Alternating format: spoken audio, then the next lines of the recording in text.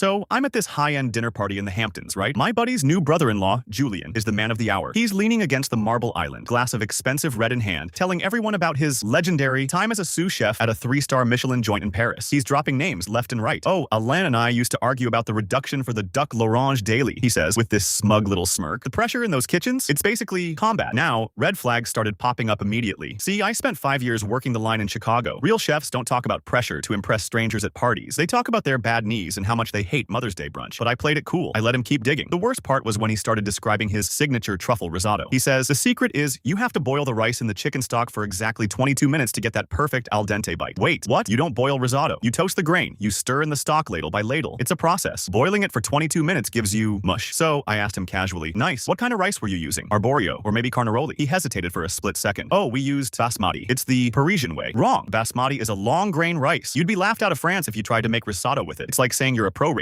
but you drive a lawnmower. The crowd was still hooked though. This guy had the look down, the expensive apron, the fancy terminology. He just didn't have the soul. I decided to go for the kill. Must have been a nightmare during the mise en place, I said. How many stages did you have to prep for the garde-manger? Oh yeah, he says, totally confident. The garde-manger, that's the industrial freezer, right? We had 4 of those. The room went quiet. For those who don't know, the garde-manger is a person. It's the chef in charge of cold dishes. Calling it a freezer is like calling a pilot a seatbelt. Actually, I said, loud enough for the host to hear, I spent 6 years in the industry. This guy isn't a Michelin chef. He's barely a microwave technician. The color drained from his face. He tried to backtrack, saying he worked in the corporate side of the kitchen, but the damage was done. He remembered an urgent phone call and disappeared 15 minutes later. The moral of the story? Real pros don't need to sell you on their resume. They just do the work. The fakes, they always put too much salt in the story.